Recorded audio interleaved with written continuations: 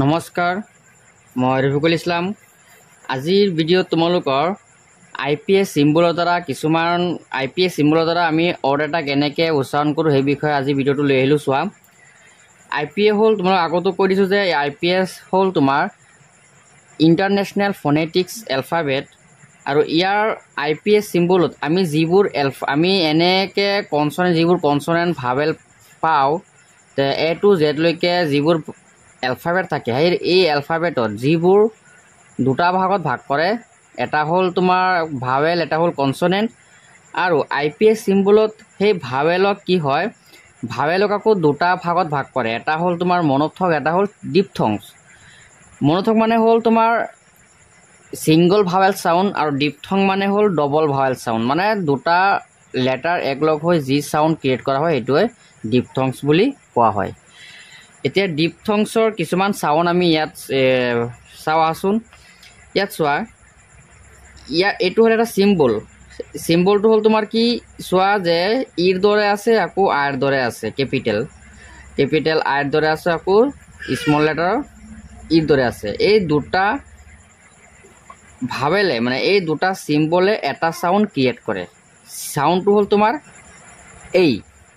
এতিয়া চোৱা, MAY এই অৰ্থটোলৈ মন কৰা, এই অৰ্থটো যদি আমি পঢ়োঁ কেনেকৈ পঢ়িম? এই এটা মানে যিকোনো অৰ্ডেই হওক, সেই মেই হওক বা যিকোনো অৰ্ডেই হওক, আমি যদি সেই অৰ্থটো শুদ্ধভাৱে পঢ়িব খোজোঁ বা ইয়াৰ স্পেলিং, ইয়াৰ যিটো উচ্চাৰণ হ'ব, কি হ'ব, সেইটো জানিবলৈ হ'লে আমি মানে এই IPA চিম্বলৰ দ্বাৰা অতি সহজে ক'ব পাৰোঁ। যেনেকুৱা তোমালোক ইয়াত চাবা MAY। এতিয়া MAY কি হৈছে এতিয়া নকওঁ, ইয়াত চোৱা, ইয়াৰ চিম্বলৰ দ্বাৰা মই ইয়াৰ উচ্চাৰণটো কৰিম, মানে চিম্বলৰ দ্বাৰাহে ইয়াৰ উচ্চাৰণটো কৰিম। এতিয়া চোৱা, চিম্বলটো কি আছে, এমৰ দৰে আছে, যিটো ম চাউণ্ড হ'ব, মৰ দৰে হ'ব, যেনেকুৱা ম। তাৰপিছত চোৱা, যিটো ইৰ দৰে আছে, এই ইয়ে এৰ দৰে চাউণ্ড আহিব, তাৰমানে একাৰ। আকৌ যিটো আইৰ দৰে আছে, এইটো হস্যৰ দৰে চাউণ্ড আহিব। এতিয়া কি হ'ল, এইটো মেই। এতিয়া আমি এই MAY যিটো উচ্চাৰণ, এইটো কি হ'ল, ইয়াৰ যিটো তোমাৰ প্ৰনাউন্সটো কি হ'ল, মেই। বুজি পাইছা? এতিয়া তাৰমানে এই যিবোৰ চিম্বল আছে, এই চিম্বলৰ দ্বাৰা আমি এই অৰ্ডৰ চাউণ্ডটো বুজি পালোঁ। ইয়াত চোৱা DAY, ইয়াৰো চোৱা, ডিৰ দৰে যিটো চিম্বল আছে, ডৰ দৰে চাউণ্ড আহিব, আকৌ ইৰ দৰে একাৰ, আকৌ হুঁচৰি, যিটো এই চিম্বলটোৱে হুঁচৰি হ'ব। কি হৈছে এতিয়া, দেই। ঠিক তেনেকৈ চোৱা MAKE, আমি এইটো মেক বুলি সকলোৱে বেছিভাগ কি হয়, বহুতো এনে ষ্টুডেণ্ট আছে যিবোৰে এইটোক মেক বুলি কয়, কিন্তু আমি এই চিম্বলৰ পৰা ইয়াৰ উচ্চাৰণটো মই ইয়াত দেখিম কি হয়। ইয়াত চোৱা, যিটো এমৰ দৰে যিটো চিম্বল আছে, এইটো ময়ে হ'ব। তাৰপিছত এইটোৱে কি হ'ব, একাৰ হ'ব। এইটোৱে হস্যই, মানে হস্যই, এইটো হস্যই কাৰণ হ'ব, হস্যই হ'ব। আকৌ চোৱা, কে আছে, কেৰ দৰে চিম্বল আছে, এইটো ক হ'ব। কি হৈছে, এইটো মেক নহয়, মেক। বুজি পাইছা? তাৰমানে MAKE, মেক। এই মেকটো আমি এই অৰ্থটো যে, ইয়াৰ উচ্চাৰণটো যে মেক হোৱা নাই, মেক হৈছে, কেনেকৈ গম পালোঁ? ইয়াৰ পৰা গম পালোঁ। হ'ল, এইখিনি বুজি পাইছা? এতিয়া তলত চোৱা, এই চিম্বলটো কি হ'ব, এই চিম্বলটো আ হ'ব, আৰু এই চিম্বলটো হস্যই, যিটো আগতো পাই আহিছোঁ হস্যইৰ দৰে। তেতিয়াহ'লে এইটো কি হ'ব, আই। যেনেকুৱা CRY। এতিয়া এই CRY যিটো অৰ আছে, সেই অৰটো আমি কেনেকৈ গম পাম, ইয়াৰ উচ্চাৰণটো কি হ'ব? আমি যদি এইটো বহুতে যদি নাজানা বহুত ষ্টুডেণ্ট আছে, নতুন যিবোৰ শিকি আহে, এইটো ক্ৰি বুলি চাউণ্ড কৰিব, কিন্তু ইয়াৰ উচ্চাৰণটো ইয়াত চোৱা, কেৰ দৰে চিম্বল, আকৌ এটা আৰৰ দৰে চিম্বল। তাৰমানে এই দুটা কে আৰু আৰে কি হ'ব, কৰেক্ট ৰ, কিয়নো দুটা একেলগত আছে যেতিয়া, কৰেক্ট ৰ। এৰ দৰে যিটো চিম্বল আছে, আকাৰ, আকৌ এইটো আইৰ দৰে চিম্বল, যিটো হস্যই, তাৰমানে কি হ'ল, ক্ৰাই। বুজি পাইছা? তাৰমানে এইটো কি হৈছে, CRY, ক্ৰাই।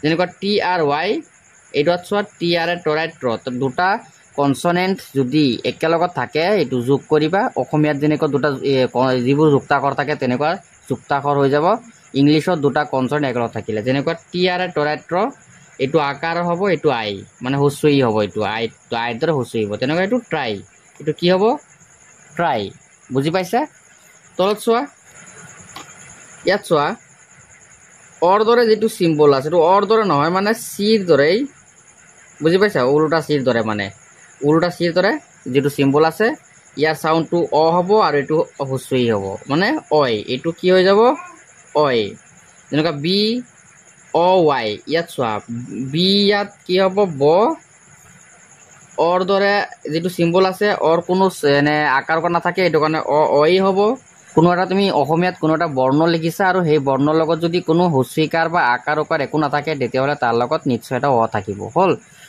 তেতিয়াহলে এই অৰ দৰে যেটো সাউন্ড অটো ইয়াত লিখিব নোৱাৰো কাৰণ ইয়াত লগত কোনো আকাৰ উকাৰ নাই কাৰণে অ এটা আছে আৰু হস্ৰীটো আমি লিখিব পাৰিম যেটো এইটো কি বুজাব হস্ৰীৰ দৰে তাৰ মানে হস্ৰী বয় হল এটো কি হল তেতিয়াহলে বয় যেনেকৈ এটো টি অ ওয়াই টয় হল চোৱাচোন আৰু ইয়াত চোৱা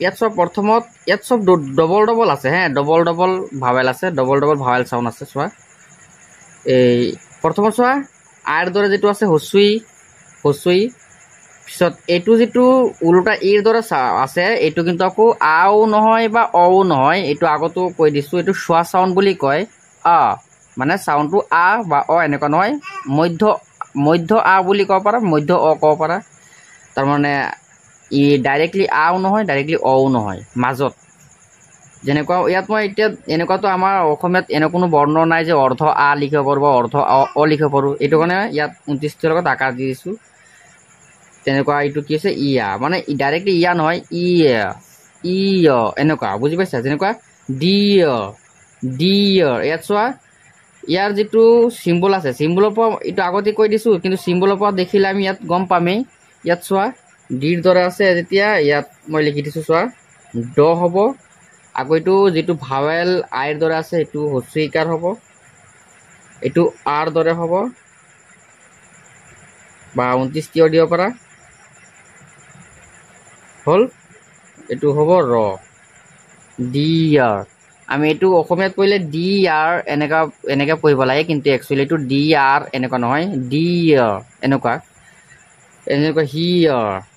হি আৰ এনেকা নহয় হিয়াৰ এনেকা হল যেনেকা এটো চোৱা এছৰ দৰে হ আকৌ ই আকৌ অ আকৌ আৰ হিয়াৰ হল এতিয়া চোৱা ইয়াত ইৰ দৰে আছে আৰু কোটা শোৱা সাউন্ড আছে তাৰ মানে এ এটো তো আগতো কৈ গৈছো এ আকৌ এটো আ এ হল যেনেকুৱা সি এ আৰ ই ইয়াত চোৱা সি সাউন্ডটো ইয়াত ক হৈ আছে আকৌ এক্স হৈ আছে আকৌ আ হৈ আছে আকৌ ৰ কেয়াৰ হল আজি তোমালোকক ডিপথংছৰ বিষয়ে আৰু কিছুমান সাউন্ড পিছলৈ লৈ আহিম আৰু তোমালোকে যদি আইপিএ শিকিবলৈ আৰু তোমালোকে উৎসুক হয় তেতিয়াহলে কমেন্ট কৰিবা গতিকে আজি ভিডিওটো ইমানেই ধন্যবাদ